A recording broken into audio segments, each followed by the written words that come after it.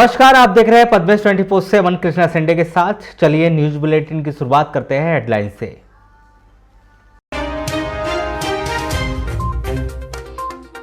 प्रशासनिक कार्रवाई के खिलाफ लामबंद हुए व्यापारी, कार्रवाई के विरोध में अनिश्चित काल के लिए व्यापार बंद करने का दिया अल्टीमेटम।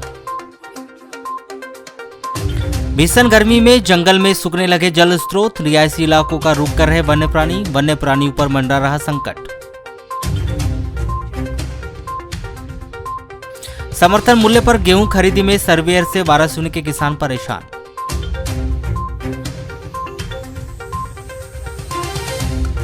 मौसम का बदला मिजाज, जिले भर में तेज आंधी तूफान के साथ हुई बारिश। और जिले भर में सादगीपूर्ण तरीके से मनाई गई संत शिरोमणि सेन महाराज की जन्म जयंती।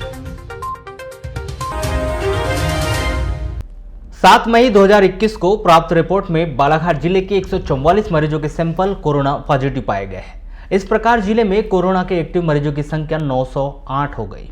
7 मई को 53 कोरोना पॉजिटिव मरीजों के ठीक हो जाने पर उन्हें अस्पताल से डिस्चार्ज कर दिया गया। मुख्य चिकित्सा एवं स्वास्थ्य अधिकारी डॉक्टर मनोज पांडे ने बताया कि बालाघाट जिले में 7 मई 2021 तक कुल 7,596 मरीज कोरोना पॉजिटिव पाए गए हैं। इनमें से 6,643 मरीज ठीक होकर अपने घर जा चुके हैं।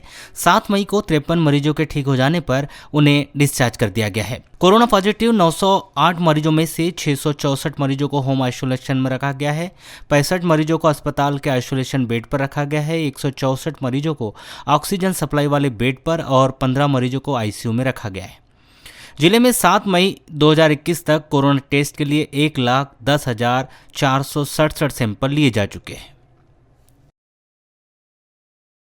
लगातार बढ़ रहे तापमान के चलते अधिकांश जंगलों के नाले, बोरी बंधान व तालाबों का जल सूखने से हरियाली गायब हो गई है और वन्य प्राणी पानी की तलाश में गांव की ओर रुख करने लगे हैं। इससे शिकारियों को शिकार, आवारा कुत्तों या फिर चौपहिया वाहनों की चपेट में वन्य प्राणी के आने से मौत होने की संभावना भी बनी रहती है। इसके बावजूद भी वन विभाग के द्वारा इसे गंभीरता से नहीं लिया जा रहा है।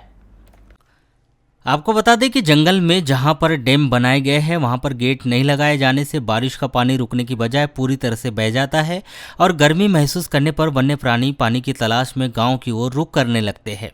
इसके अलावा वन्य प्राणियों के पीने के पानी का इंतजाम तक नहीं किया गया है, जिससे वन्य प्राणियों पर खतरा मंडरा रहा है। वहीं कई अन्य वन्य प्राणी आवारा कुत्तों का निवाला बन रहे हैं। वहीं अन्य प्राणियों के शिकार होने का भी खतरा भी काफ़ी बढ़ गया है। हालांकि जिम्मेदार अधिकारियों के द्वारा जंगल में वन्य प्राणियों के लिए पीने के पानी का इंतजाम किए जाने की बात कही जा रही है, लेकिन उनकी यह बातें जमीनी स्तर पर सच साबित होते हुए दिख नहीं रही है, जिसका खामियाजा वन्य प्राणियों को अपनी जान देकर चुकाना पड़ रहा है।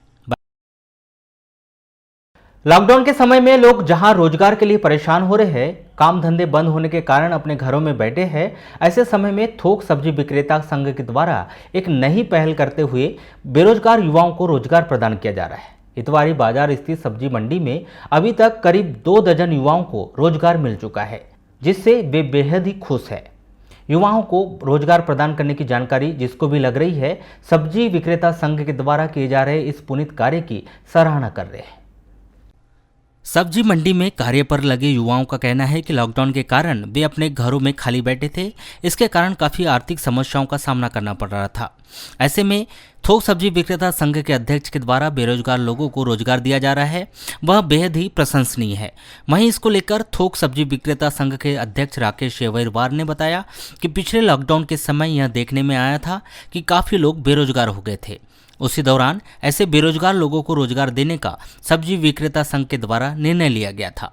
अभी कुछ थोक विक्रेताओं के द्वारा युवाओं को कार्य पर रखा गया है। इसी प्रकार अन्य थोक विक्रेताओं के द्वारा भी और बेरोजगार लोगों को रोजगार दिया जाएगा। सर स्टडी चल रही थी, तो अभी लॉकडाउन है तो खाली पीली घर पे हैं, तो ये राकेश अहिरवार अंकल जी है, इनके कांटेक्ट में हूँ मैं।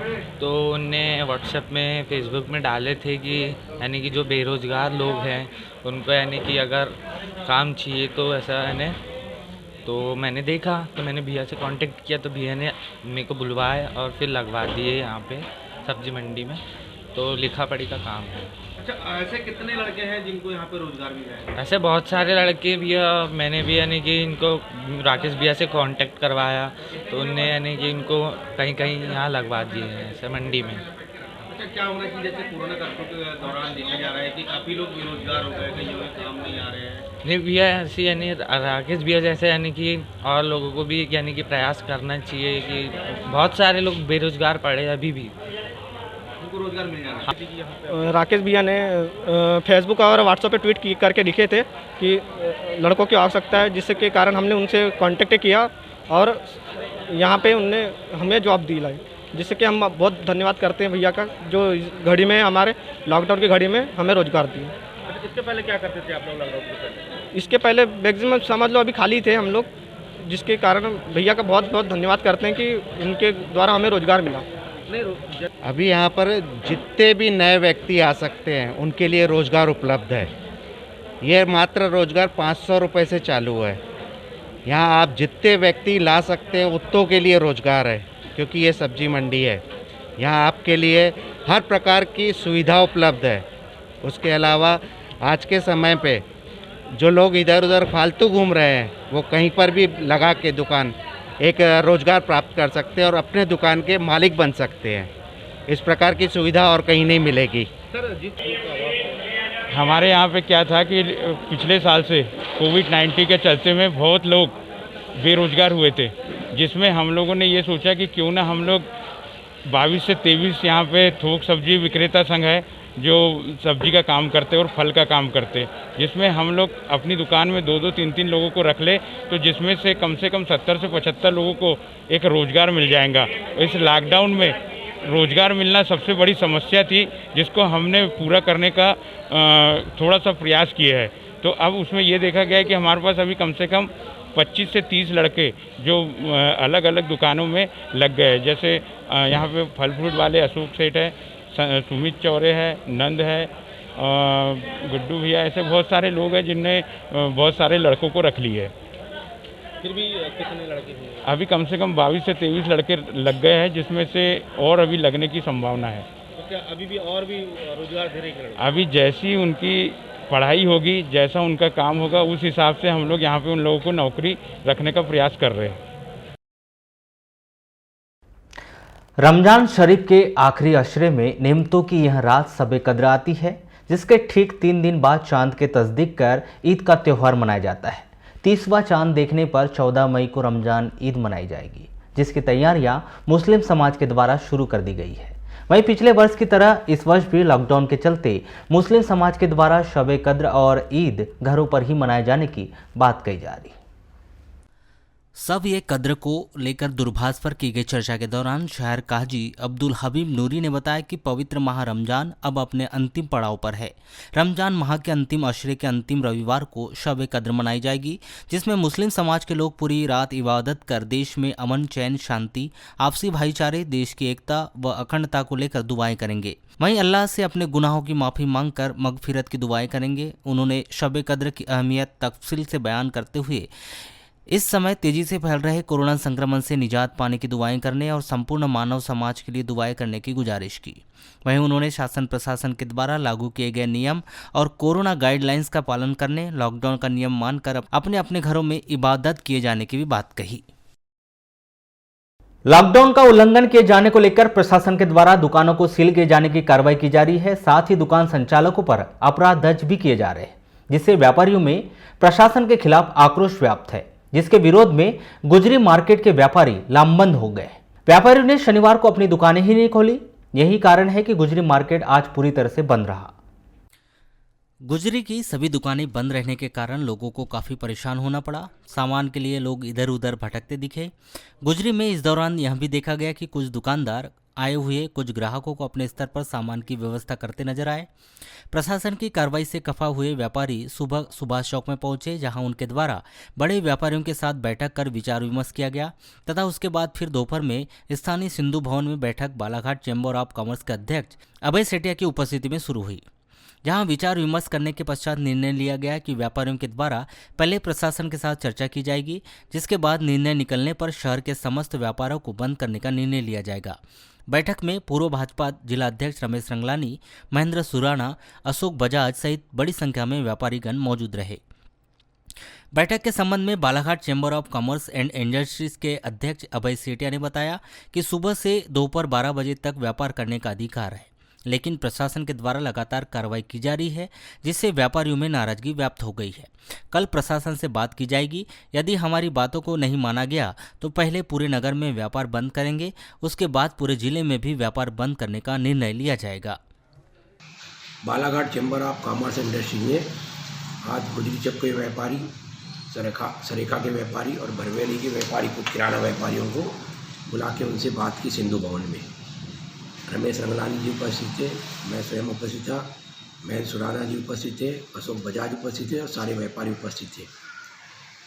लगभग 4 दिन पहले गुजरी चौक के करीब 10-12 दुकानों को लॉक किया गया और 3-4 व्यापारियों को घर से उठाकर, थाने से, प्रतिष्ठानों से उठाकर कोतवाली में, पुलिस थाने में बैठाया गया।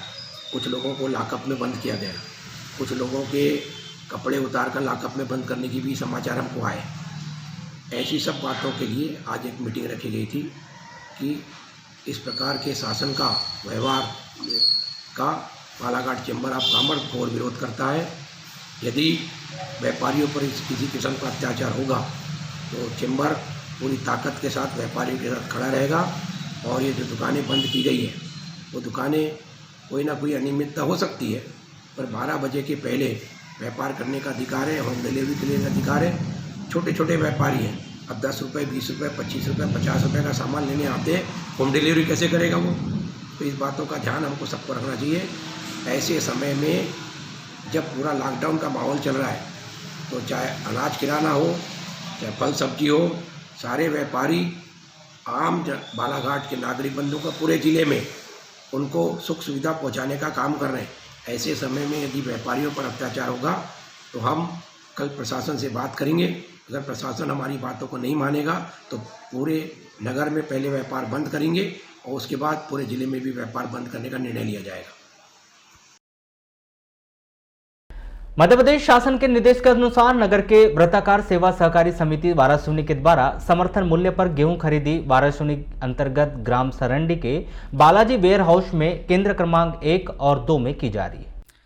इसमें किसानों के सामने सबसे बड़ी समस्या सर्वेयर की आ रही है, जबकि इसमें डीएमओ के द्वारा अधिकृत सर्वेयर प्रदान किया गया है, जो प्रतिवर्ष के अनुसार अपने मापदंडों पर गेहूं को पास एवं फेल किया जाता है। परंतु इनके द्वारा जो गेहूं पास कर दिया जाता है उन्हें कुछ बार SWC के नियुक्त सर्वेयर के द्वारा रिजेक्ट कर दिया जा रहा है। ऐसे में किसानों को दिक्कतों का सामना करना पड़ता है, क्योंकि एक किसान को 2-2 बार छन्ना लगाना पड़ रहा है, जिससे उसके समय की क्षति हो रही है। ऐसे में किसानों के द्वारा लगातार मांग की जा रही है कि कोई भी एक सर्वेयर के द्वारा जब गेहूं पास कर दिया जाता है तो उसकी खरीदी सुनिश्चित की जाए। इस प्रकार से 3 या 4 सर्वेयर लगाकर किसानों को परेशान न किया जाए। इस संदर्भ में दूरभाष पर चर्चा के दौरान वेयर हाउस कर्मचारी दीपक चौहान से चर्चा की गई तो उन्होंने कहा कि हमारे द्वारा बालाजी वेयर हाउस को खोलने और बंद करने का काम किया जाता है, परंतु SWC 12 वेयर हाउस के व्यक्ति के द्वारा माल को रिजेक्ट किया जाता है। इस संदर्भ में WC प्रबंधक प्रियंका पठारिया से दूरभाष पर चर्चा की गई तो उनके द्वारा कहा गया कि एक कर्मचारी को भेजा जाता है, किंतु वह गेहूं को पास या फेल नहीं करता। इसके लिए डीएमओ अधिकृत सर्वेयर है। जो 2 सर्वेयर की बात किसानों के द्वारा की जा रही है उसकी मुझे जानकारी नहीं है। हमारे व्यक्ति के द्वारा किसी भी प्रकार के गेहूं को फेल नहीं किया गया है। इसी संदर्भ में की गई चर्चा के दौरान डीएमओ सर्वेयर विश्वनाथ लिल्लारे ने कहा कि आधा किलोग्राम गेहूं में 3.75 ग्राम मिट्टी से अधिक होने पर गेहूं को फेल कर दिया जाता है और कम होने पर पास कर दिया जाता है, और गेहूं फेल करने पर किसान को अपग्रेडेड करने के लिए कहा जाता है। इसमें और नियम से देखा जाता है, परंतु कुछ भी कमी होने पर किसान से चर्चा कर उसे माल खरीदने लायक बनाया जाता है। तो समस्या ऐसा है, यहाँ पर 3 सर्वेयर आते हैं। एक सुबह से आओ 9-10 बजे से, फिर 11 बजे से आते हैं। एक आता है, एक चेक करता है, फिर दूसरा आता है, उसको फिर फेल करता है, फिर तीसरा आता है। ऐसा कर करके चलते रहता है। 5 बज जाता है, किसान का गेहूं पास नहीं होता। कई प्रकार की समस्या, और अच्छा साफ सुथरा भी गेहूं लाओ, फिर छन्ना लाओ, तो ये करो तो वो करो। छन्ना करते करते आदमी परेशान हो जाता है, गोदाम बंद हो जाती है। एक बार गेहूं पास हो गया तो बिल्कुल विधिवत उसका ढेर डाल के भर्ती का ऑर्डर देना चाहिए। ये 3 सर्वेयर कहाँ के? एक सर्वेयर है शासन से, दूसरा वेयर हाउस से है कि कहाँ से है अपने को तो पता नहीं उतना। तीसरा सर्वेयर गोदाम से है। 3 लोग आते हैं, अपने अपने हिसाब से तीनों लोग करते हैं। समस्या यही है कि मध्य प्रदेश सरकार ने हमें एक सर्वर नियुक्त किया है। सर्वर भी अगर पास कर देते हैं तो कभी कभार क्या होता है कि SWC के जो सर्वर है, गोदाम वाले सर्वर है, उस माल को रिजेक्ट कर देते हैं। हम माल गोदाम में नहीं रखाते। उसके बाद क्या होता है कि उस किसान को उस माल को फिर पुनः खरीदे हुए माल को वापस छलना करने के बाद फिर से पुनः उसको काटा करा जाता है। ये तकलीफ बनती है मेरे साथ। खरीदी में समस्या तो नहीं है। मैं आपको बता दूं जो अभी कोविड-19 जो पूरे देश में चल रहा है, उसकी भारी मतलब इतनी वो होने के बाद में भी हमारा कर्मचारी कोविड में वहाँ पे गेहूं खरीदी कर रहा है पूरे कोविड के नियमों का पालन करते हुए। और इस बार एक विशेष चीज़ जो देखने में आई है, इससे पहले क्या होता था कि DMO के द्वारा एक अधिकृत सर्वेयर हुआ करता था जो किसानों के धान को सैंपल लेने के बाद में वो बोल देता था कि धान गेहूं पास है, तो पास उसके बाद हम खरीदी कर लेते थे। मगर अभी इस साल देखने में आ रहा है, हम जहाँ पे गोडाउन में खरीदी हो रही है वहाँ पे इस बार DMO के द्वारा अधिकृत एक सर्वेयर तो है, उसके अलावा जो SWC की जो मैडम है श्रीमान जी, उनके तरफ से 2-2 सर्वेयर, एक गोडाउन वाला सर्वेयर है, 4-4, 5-5 सर्वेयर के द्वारा वहाँ पे पास करने के बाद में खरीदी हो रही है। कभी कभी ये होता है कि DMO के सर्वेयर हैं जो शासन के द्वारा अधिकृत सर्वेयर है, वो उस गेहूं को पास कर देते हैं। उसके बाद में जो वहाँ जो गोडाउन के वो हैं, जबकि वो अधिकृत नहीं है सर्वेयर, फिर भी वो लोग उसको फेल कर दें, जिससे किसानों को परेशानी हो रही है। और किसानों को परेशानी होने के कारण वहाँ पे क्या है कि गेहूं समय पे काटा नहीं हो पा रहा है। फिर ये लोग बोलते हैं समय हमारा 5 बजे हम गोडाउन बंद कर देते हैं। तो मेरे मतलब ये है कि थोड़े सभी लोगों ने सामंजस्य बैठा के गेहूं खरीदी में हमारे सहयोग करना चाहिए।